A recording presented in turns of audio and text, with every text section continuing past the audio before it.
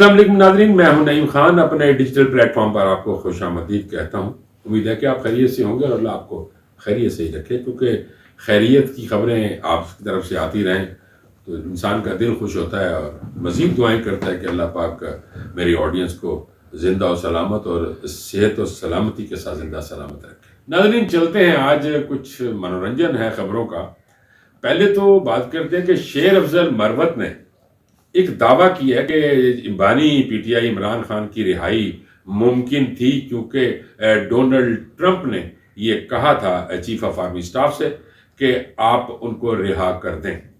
بات چیت ابھی چل ہی رہی تھی کہ اسمبلی کے پلیٹ فارم پر امریکہ اور صدر ٹرمپ کے خلاف باتیں شروع ہو گئیں اور نعرہ بازی کرنی شروع کر دی گئی، جس کی وجہ سے یہ کام رک گیا۔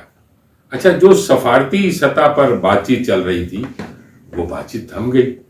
یہ دعویٰ تھا جناب شیر افضل مروت صاحب کا۔ خان کی رہائی کے لیے ٹرمپ نے بھی شاید فیلڈ مارشل اور ان سے گفتگو کی۔ انہوں نے کہا کہ میں بڑے باوثوق طریقے سے بات کر رہا ہوں، چونکہ میں نے یہ بات باوثوق ذرائع سے حاصل کی ہے، اور اب پتہ نہیں کیا بنتا ہے کہ اب ہوتی بھی ہے رہائی کہ نہیں ہوتی۔ یہ تو اب شیر افضل مروت بھی بیچارے خاموش ہیں۔ ناظرین، آپ کو یاد ہوگا کہ شیر افضل مروت نے یہ بھی کہا تھا کہ اس رجیم کو چینج کرنے میں سعودی عرب کا بڑا ہاتھ ہے، اور اگر سعودی عرب کی کوئی تھوڑی سی ہمدردیاں تھیں بھی پی ٹی آئی کے ساتھ، اس وقت وہ ساری پیچھے ہٹ گئیں، جس پہ جو شیر افضل مروت ہیں انہوں نے معافی مانگی۔ اب یہ کس ضمن میں ایسی باتیں کر رہے ہیں؟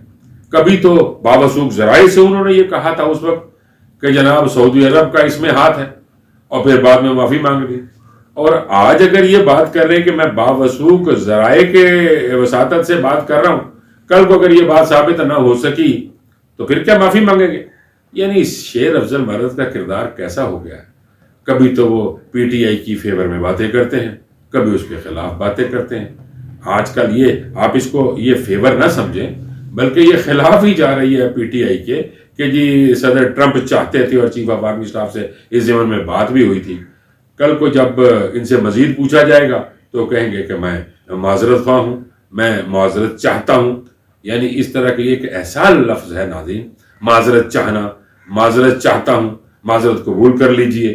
یعنی کس طرح کی معذرت قبول کر لیجئے؟ پہلے تو ذہنوں کو خراب کر دیا، ذہن سوچنا شروع ہو گئے، اور پھر دوسری جانب معذرت کی جائے تو اس پہ پھر شیر افضل مروت صاحب آپ کا کیا حیثیت رہ جاتی ہے لوگوں کے ذہنوں میں کہ آپ کس طرح کے انسان ہیں؟ پہلے آپ بات کرتے ہیں اور اس کے بعد پھر یہ کہتے ہیں کہ میں معذرت چاہتا ہوں، جیسا کہ پہلے انہوں نے معذرت کی، اور مجھے امید ہے کہ اب بھی یہ معذرت کریں گے، کیونکہ ایسی کوئی بات نہیں ہوئی جہاں تک میرا خیال ہے، اور میں جانتا ہوں ایسی کوئی بات نہیں۔ ناظرین، اب چلتے ہیں، کل اڈیالہ جیل میں عمران خان صاحب سے ملاقات کا دن تھا۔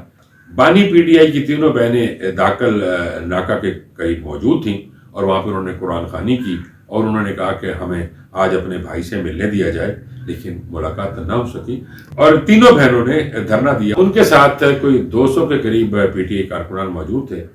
ناظرین، اب سوال پیدا ہوتا ہے کہ 8 فروری کی کال، جو کہ بڑی امپورٹنٹ کہی جا رہی ہے، لیکن اور یہ بھی کہا جا رہا ہے کہ پنجاب میں اور سندھ میں کارکنان کو موبلائز کیا جا رہا ہے۔ ناظرین، صورتحال یہ ہے کہ اگر کل 200 کارکن موجود تھے، یعنی اب دیکھیے نا، تینوں بہنیں موجود تھیں اور ملاقات کا دن تھا، وہاں تو بہت سارے بندے ہونے چاہیے تھے، یعنی اسمبلی کے جو رکن ہیں جتنے بھی ہیں وہ بھی موجود ہونے چاہیے تھے، اور بھی کارکنانوں بڑا جوش و جذبہ ہونا چاہیے تھا، لیکن وہ پھر وہی قرآن خوانی کرنے کے لیے میرا خیال ہے کہ وہ آگے تھے جو کارکنان، انہوں نے بیٹھ کے کوئی قرآن خوانی کی ہو۔ ناظرین، صورتحال یہ ہے کہ اگر ملاقات والے دن بھی کوئی رولا رپا نہیں، کوئی سکون ہی رہا، یعنی 200 بندہ، وہ بھی تقریباً 200 بندہ تھا، 150 سے 200 بندہ ہوگا، تو کیا یہ جو 8 فروری کی کال ہے پورے پاکستان میں یہ کامیاب ہوگی؟ لگتا تو نہیں ہے ناظرین، لیکن بعض اوقات انسان سوچ کچھ رہا ہوتا کچھ ہے۔ شاید یہ اس کسی نئی چیز کا پیش خیمہ ہو کہ ابھی ذرا سکون سے رہیں، ابھی رولا رپا نہ ڈالیں، اور ابھی ذرا خاموش رہیں، 8 فروری کو ہم سارے نکل آئیں گے۔ یہ بھی تو ممکن ہو سکتا ہے نا کہ اس وقت سکون دکھایا جائے، بخانی کبھی تے مارنی سجی، تو وہی سلسلہ نہ ہو جائے۔ لیکن مجھے تو امید نظر نہیں آ رہی کہ 8 فروری کوئی کامیابی کا دن ہے۔ چونکہ وہ آج کل وہ سوشل میڈیا کا دور ہے نا ناظرین، تو سوشل میڈیا میں ہم بھی تو آپ کے ساتھ سوشل میڈیا کے تھرو ہی آپ سے بات کر رہے ہیں. لوگ پنجاب کی وزیر اعلیٰ کو مخاطب کرتے ہوئے یہ بھی کہہ رہے ہیں کہ جناب وہ پھر آ رہے ہیں.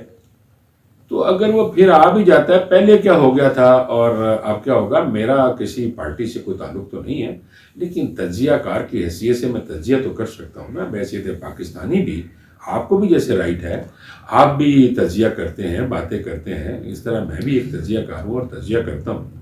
تو میرا تجزیہ تو یہ ہے کہ 8 فروری کی جو کال ہے وہ اتنی کامیاب نہیں رہے گی. اگر آپ کو میرا ویلاگ اگر یاد ہو تو میں نے کہا تھا کہ محمود خان اچکزئی صاحب کو لایا ہی اسی لیے گیا تھا کہ وہ اس کال کو کامیاب نہیں ہونے دیں گے. وہ صرف اس حد تک ہی رکھیں گے کہ لوگ مختلف چوراہوں پہ شاید کھڑے ہو کر کوئی چھوٹی موٹی تقریر کر لیں، لیکن پی ٹی آئی اپنے کے پی کے صوبے میں شاید اس کی کال کو بڑا کامیاب کر لے. لیکن مجھے نہیں امید کہ بلوچستان، سندھ اور پنجاب کے اندر یہ کال کامیاب ہو سکے. ناظرین اب ذرا چلتے ہیں عالمی منظرنامے کی جانب. دن بدن عالمی منظرنامہ تبدیل ہوتا جا رہا ہے. وہ جیسے ہوتا ہے نا سمندر میں مد و جزر، کبھی کوئی بڑی لہر آ گئی، پھر ساتھ سیدھی ہو گئی، اور ساتھ پھر کبھی سونامی آ گیا، کبھی کیا ہو گیا. اسی طرح کی جو صورتحال اس وقت پوری دنیا میں بننا شروع ہو گئی ہے. جیسا کہ آپ جانتے ہیں کہ صدر ٹرمپ نے بورڈ آف پیس اناؤنس کیا ہے.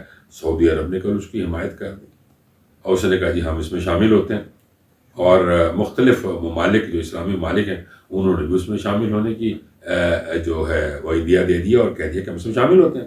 ان میں جو میں نے سعودی عرب تو آپ کو بتا دیا ہے، ان میں یو اے ای اور مراکش بھی شامل ہیں.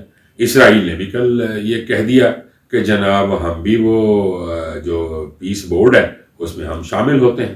لیکن ناظرین فرانس نے انکار کیا. ناظرین جیسا کہ آپ جانتے ہیں کہ اقوام متحدہ کا بھی تو وجود ہے نا، اور وہ موجود ہے.